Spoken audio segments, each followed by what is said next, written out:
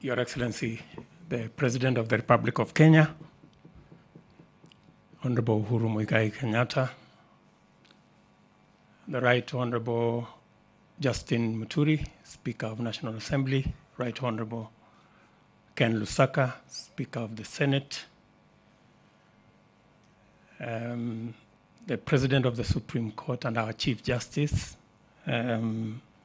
Madam Koome, political leaders who are present here, the leadership of Parliament, ladies and gentlemen, Bwana Yesu asifiwe. I will be very brief. First, it's been 2 years since we met last at the prayer breakfast. And in the 2 years, so much has happened.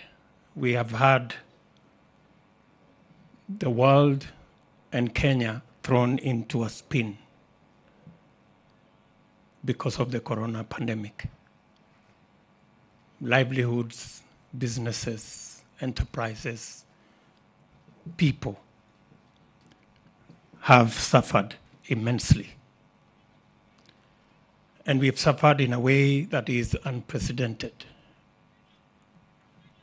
It's never been that churches have been closed, mosques have been closed, schools, and many other places.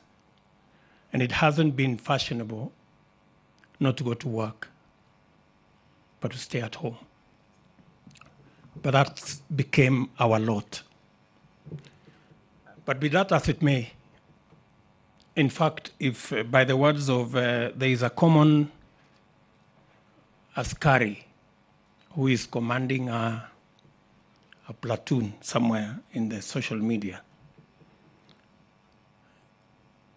In our case, and that askari says, Semeni, kimeumana, we would actually have said in the affirmative, because things really became bad.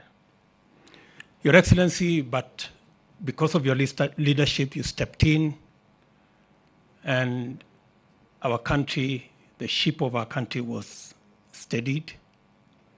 We've progressively managed to get ourselves up. The ministry has done a commendable job. And today we are discussing how we are going to vaccinate citizens so that we can get ourselves out of this pandemic and begin to manage the economic issues and all the other issues. But be that as it may, we've had also, even in the midst of this pandemic, we've had positive things. Courtesy of this administration, the President launched the other day the Lamu Port, amongst many other projects that have been undertaken.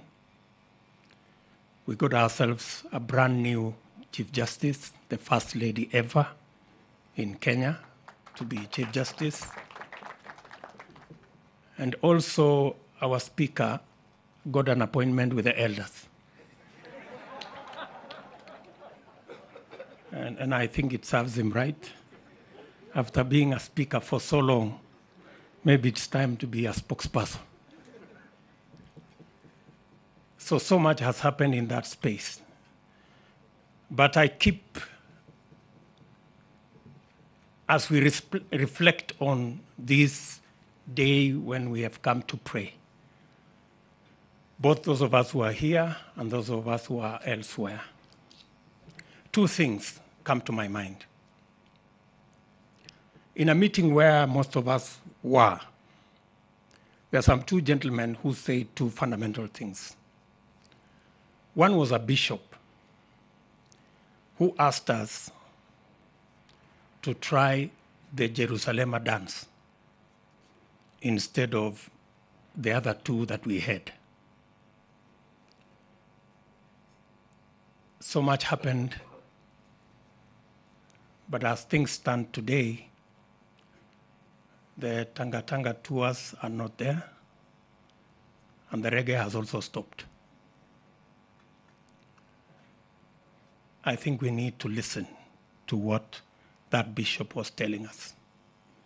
we need to do something together. In that same meeting, the former Prime Minister also said something that was profound. In fact, in a very uncharacteristic manner, he gave us a verse.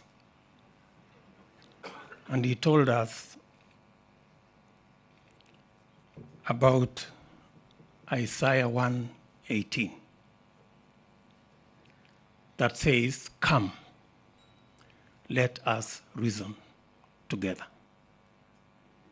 Maybe again, God is speaking to us and saying, "Come, let us reason together."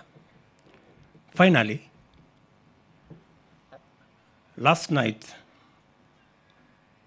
as I was preparing, villagers came from the village, including some of my relatives, because my daughter got a spouse.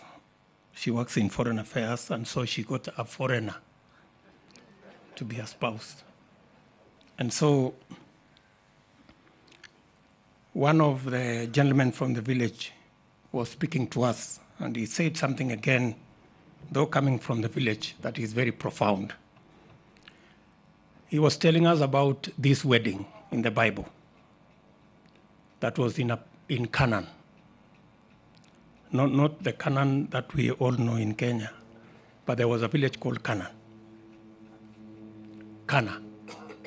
And in this wedding, among the people invited was Mary, mother of Jesus, Jesus' mother, and Jesus himself, and others. And of course, in that whole thing, there was trouble, and there was shortage, na pia kimeumana. But because Jesus was there, things were sorted out. And he was telling us that in whatever plan, in whatever agenda, in whatever mission, have God in the equation. And I think that is profoundly what, again, we are reminding ourselves this morning. With those many remarks, it's now my duty to request our President, His Excellency Uhuru Muigai Kenyatta, to come and make his remarks. Mr. President, sir.